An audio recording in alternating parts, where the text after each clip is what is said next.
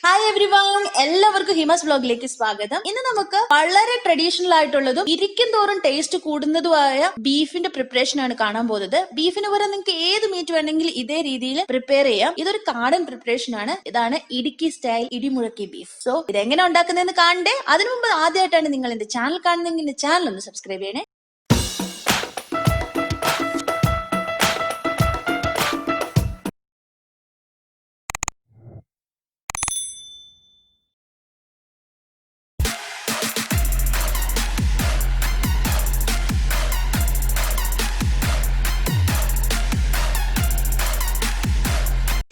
Prepare ചെയ്യാം. അതിനുവേണ്ടി ഞാൻ ഒരു 1/2 കിലോ ബീഫാണ് എടുത്തേക്കുന്നത്.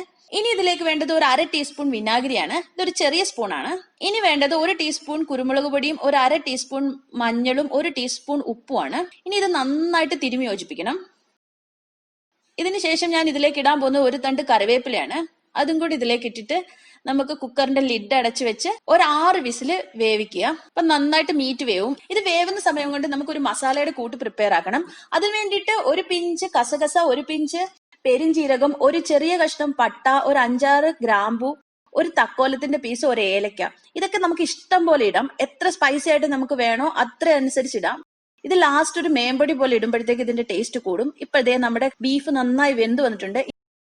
ഇനി നമുക്ക് വെളിച്ചെണ്ണ ചൂടാക്കിയിട്ട് അതിലേക്ക് ഒരു 4 ടീസ്പൂൺ മല്ലിപ്പൊടി ഇട്ട് കൊടുക്കാം. ഇതിന് പകരം മല്ലി വേണമെങ്കിലും നമുക്ക് ഉപയോഗിക്കാം. മല്ലിയാണെങ്കിൽ അരച്ചെടുക്കണം. ഇത് മല്ലിപ്പൊടി നന്നായിട്ട് ചൂടായി വരുമ്പോഴത്തേക്ക് ഇതിലേക്ക് ഒരു മുളക് പൊടി ചേർത്ത് കൊടുക്കാം. അതൊരു 1 ടീസ്പൂണാണ് ഞാൻ ഇട്ടേക്കുന്നത്. ഇനി ഒരു 1/2 ടീസ്പൂൺ മഞ്ഞളും കൂടി ഇട്ടിട്ട് നന്നായി വറക്കണം. വറുക്കുമ്പോൾ ഇതിന്റെ കളറൊക്കെ ചേഞ്ച് ചെയ്ത് ഇതിന്റെ ഒരു നല്ല അരോമ വരും. കണ്ടോ, ഈ ചോക്ലേറ്റ് ബ്രൗൺ കളറിലാവുമ്പോൾ ഇതിന് നല്ലൊരു മണം വരും. ഇനി നമുക്ക് സ്റ്റൗ ഓഫ് ചെയ്തിട്ട് 1 ടീസ്പൂൺ മീറ്റ് മസാല ഇട്ട് കൊടുക്കാം. ഇനി ഞാൻ ഇത് ചട്ടിയിലാണ് പ്രിപ്പയർ ചെയ്യുന്നത്. അതിനുവേണ്ടി ഞാൻ ചട്ടി എടുത്ത് വെച്ചിട്ട് അതിലേക്ക് നിറയെ വെളിച്ചെണ്ണ ഒഴിച്ചു കൊടുത്തിട്ടുണ്ട്. ഒരു 2 ടീസ്പൂൺ വെളിച്ചെണ്ണയുണ്ട്. ഇനി ഒരു കൈപ്പിടിയോളമുള്ള തേങ്ങാക്കൊത്ത് ഇട്ട് കൊടുത്തിട്ടുണ്ട്. ഇനി ഇത് നന്നായിട്ട് വഴന്നു വരണം. ഇനി ഇതിലേക്ക് ചതച്ച കുരുമുളകാണ് ഇട്ട് കൊടുക്കണേ. ഇതും കൂടി ഇട്ട് ഇത് നന്നായിട്ട് വരട്ടിയെടുക്കണം. അപ്പൊ ഇതിന് നല്ലൊരു മണം വരും. കണ്ടല്ലോ, ഇപ്പൊ നന്നായി പതഞ്ഞു വന്നിട്ടുണ്ട്. ഈ സമയത്ത് നമുക്ക് ഇതിലേക്ക് കറിവേപ്പിലയാണ് ഇട്ട് കൊടുക്കേണ്ടത്. ഒരു തണ്ട് കറിവേപ്പില ഇടാം. ഇപ്പൊ ഇതിന്റെ മണം ഒന്നും പറയാൻ പറ്റത്തില്ല, അത്രയ്ക്ക് മണമാണ് ഈ റൂമിൽ മുഴുവൻ. ഇനി ഇത് നന്നായിട്ട് ഇളക്കിയെടുക്കണം. ഇനി ഒരു 2 വറ്റൽമുളക് ഇട്ട് കൊടുക്കാം. ഇനി ഇതിലേക്ക് പച്ചമുളക് ഇട്ട് കൊടുക്കാം. ഒരു 4 പച്ചമുളക് നെടുവേ കീറിയതാണ് ഞാൻ ഇട്ട് കൊടുത്തേക്കുന്നത്. എന്നിട്ട് ഇത് നന്നായിട്ട് ഇളക്കി യോജിപ്പിക്കുവാണ്. ഇനി ഞാൻ ഇതിലേക്ക് ഇട്ട് കൊടുക്കുന്നത് ഇഞ്ചിയും വെളുത്തുള്ളിയാണ്. ഒരു ചെറിയ കഷ്ണം ഇഞ്ചിയും ഒരു കുടം വെളുത്തുള്ളിയും ചെറുതായി അരിഞ്ഞതാണ്. ഇതൊക്കെ ഇടയ്ക്ക് കടിക്കാൻ കിട്ടുമ്പോൾ നല്ല ടേസ്റ്റ് ആണ്. പിന്നെ വേണ്ടത് ചെറിയ ഉള്ളിയോ സവോളയാണ്. ഞാനൊരു 4 സവോള എടുത്തിട്ടുണ്ട്, ചെറുത്. ഇനി ഉപ്പിട്ട് കൊടുത്തിട്ട് ഇതിനെ നന്നായിട്ട് വഴറ്റിയെടുക്കണം. ഇത് നന്നായി വഴന്നു വരുന്ന കഴിയുമ്പോൾ നമുക്കൊന്ന് അടച്ചു വെക്കാം. അപ്പോഴത്തേക്ക് ഉള്ളിയുടെ വെള്ളമൊക്കെ റിലീസ് ആവും. അപ്പൊ നമ്മുടെ ബീഫ് നന്നായിട്ട് വെന്ത് വന്നിട്ടുണ്ട്. ഉള്ളി ഒന്ന് വാടി വന്നിട്ടുണ്ട്. ഇപ്പൊ നമുക്ക് ഇഞ്ചിയും വെളുത്തുള്ളിയും ചതച്ചത് 1 ടീസ്പൂൺ ഇട്ട് കൊടുക്കാം.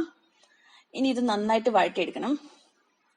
ഇനി നമുക്ക് ഒരു 2 തക്കാളി ഇതിലേക്ക് ഇട്ട് കൊടുക്കാം. ഇതും കൂടി ഒന്ന് നന്നായിട്ട് വഴറ്റിയെടുത്ത് തട്ടി പൊത്തി വെച്ച് അടച്ച് വെച്ച് ഒന്ന് വേവിക്കണം. അപ്പൊ ഈ തക്കാളിയുടെ സെല്ലൊക്കെ പൊട്ടിയിട്ട് ഇത് നന്നായിട്ട് വഴണ്ടു വരും. ഒരു 5 മിനിറ്റ് കഴിയുമ്പോൾ നമുക്ക് ഇതൊന്ന് തുറന്നു നോക്കാം. എന്നിട്ട് ഈ തക്കാളിയൊക്കെ നന്നായിട്ട് ഉടച്ചു കൊടുക്കണം. ഞാൻ നന്നായിട്ട് ഉടച്ച് മിക്സ് ആക്കി എടുക്കുവാണ്.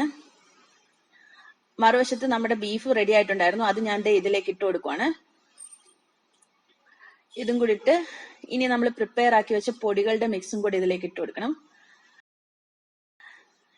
ഇത് മട്ടണിലൊക്കെ ചെയ്യാം കേട്ടോ. കർക്കിടക മാസത്തെ മട്ടണിലൊക്കെ ഇത് ചെയ്ത് കഴിഞ്ഞാൽ നല്ല ഒരു ഉന്മേഷവും ബലമൊക്കെ വരും നമ്മുടെ ശരീരത്തിന്. ഇനി ഇതിലേക്ക് നമ്മൾ സ്പൈസ് മിക്സ് ചെയ്ത് വെച്ചിരുന്നത് പൊടിച്ചിടുവാണ്. അതും കൂടി ഇട്ട് നന്നായിട്ട് മിക്സ് ആക്കി എടുത്തു. ഇനി നമുക്കിതൊന്ന് അടച്ചു വെച്ച് വേവിക്കാം.